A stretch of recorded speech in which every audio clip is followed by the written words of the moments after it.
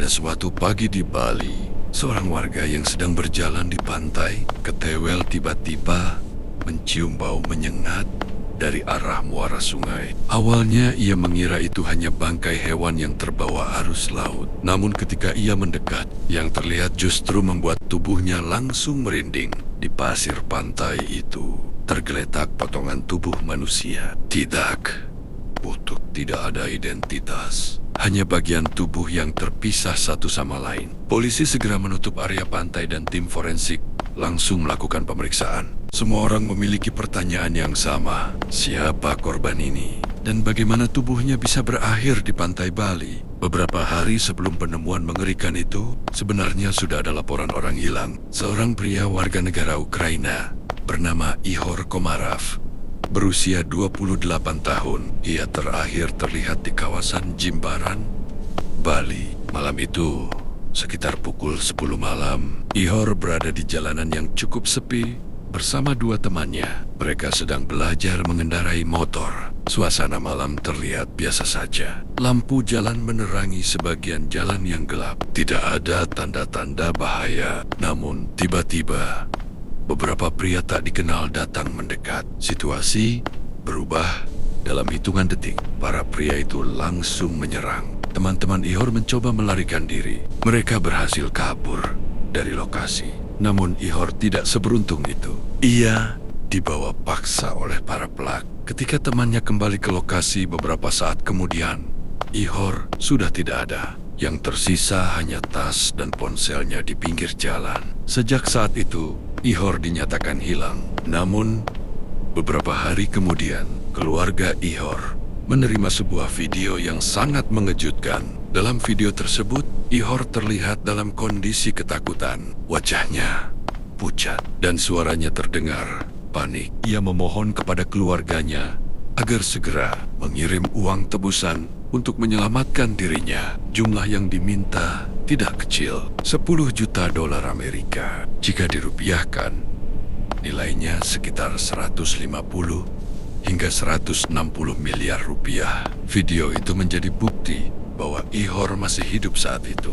Namun waktu terus berjalan dan penyelidikan polisi mulai mengarah pada sesuatu yang lebih gelap. Polisi menemukan sebuah villa yang diduga menjadi tempat penyekapan. Di dalam villa tersebut, tim forensik menemukan bercak darah bukan hanya di lantai, tetapi juga di beberapa bagian ruangan. Selain itu, polisi juga menemukan mobil yang diduga digunakan oleh para pelaku. Di dalam mobil tersebut terdapat bercak darah yang sama. Semua sampel kemudian diperiksa di laboratorium forensik. Hasilnya mengejutkan. DNA darah tersebut cocok dengan DNA ibu Ihor. Artinya, darah itu hampir pasti milik Ihor. Namun saat itu, keberadaan Ihor sendiri masih belum diketahui. Di tengah penyelidikan yang berlangsung, muncul berbagai dugaan mengenai motif di balik penculikan ini. Beberapa sumber di internet menyebut bahwa kasus ini mungkin tidak terjadi secara acak.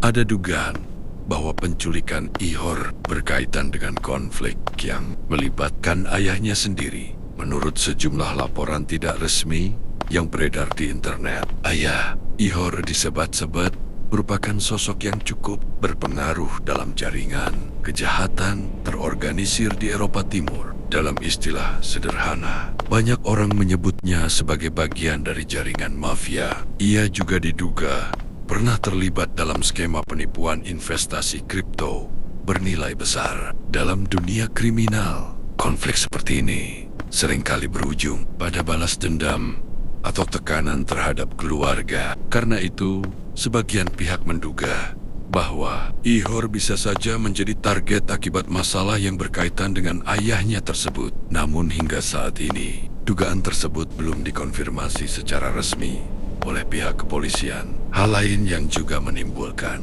banyak spekulasi adalah bagaimana para pelaku bisa mengetahui keberadaan Ihor di Bali dengan begitu cepat. Beberapa netizen di internet menduga bahwa lokasi Ihor mungkin secara tidak sengaja terungkap melalui media sosial. Saat berada di Bali, Ihor diketahui sering terlihat bersama pacarnya yang bernama Yeva Misalova. Yeva sendiri dikenal sebagai seorang influencer yang cukup aktif di media sosial. Sebagai influencer, ia sering membagikan foto dan video aktivitasnya, termasuk saat berada di Bali bersama Ihor dan teman-temannya. Sebagian orang menduga bahwa unggahan-unggahan tersebut mungkin membuat keberadaan mereka lebih mudah dilacak oleh pihak tertentu. Namun, sekali lagi, hal ini masih sebatas dugaan yang beredar di internet dan belum ada pernyataan resmi dari pihak berwenang. Sementara itu, penyelidikan polisi terus berjalan sampai akhirnya sebuah penemuan mengerikan terjadi di pantai Ketewel. Potongan tubuh manusia yang ditemukan warga kemudian diperiksa oleh tim forensik. Tes DNA pun dilakukan. Beberapa waktu kemudian, hasilnya keluar dan hasilnya hampir tidak menyisakan keraguan. Tingkat kecocokan DNA mencapai 99,99%. Potongan tubuh yang ditemukan di pantai itu adalah milik Ihor Komarov. Artinya, pria yang sebelumnya diculik itu kini ditemukan dalam kondisi termutilasi. Kasus ini langsung menjadi perhatian besar, bukan hanya di Indonesia, tetapi juga di berbagai negara. Polisi kemudian bergerak cepat memburu para pelaku, dan fakta berikutnya cukup mengejutkan. Para tersangka yang terlibat dalam penculikan ini ternyata bukan warga lokal. Sebagian besar adalah sesama warga negara asing. Diduga mereka telah merencanakan penculikan ini sejak awal untuk meminta uang tebusan dalam jumlah sangat besar. Namun, sesuatu tampaknya terjadi selama proses penyekapan, sesuatu yang membuat korban akhirnya tidak selamat dan tubuhnya kemudian dimutilasi sebelum dibuang ke laut. Hingga saat ini, penyelidikan masih terus berlangsung. Polisi masih berusaha mengungkap semua detail dari kasus ini. Apa sebenarnya yang terjadi di villa tempat Ihor disekap? Mengapa para pelaku sampai melakukan tindakan sekejam itu? Mengapa para pelaku sampai melakukan tindakan sekejam itu? Dan apa sebenarnya motif di balik penculikan ini? Jelas, kasus ini menjadi salah satu misteri kriminal paling gelap yang pernah terjadi di Bali. Di balik keindahan pantainya yang terkenal di seluruh dunia, tersimpan sebuah kisah tragis yang sangat mengerikan. Sebuah kisah tentang penculikan, permintaan tebusan miliaran rupiah, dan sebuah akhir yang tidak pernah dibayangkan oleh siapapun.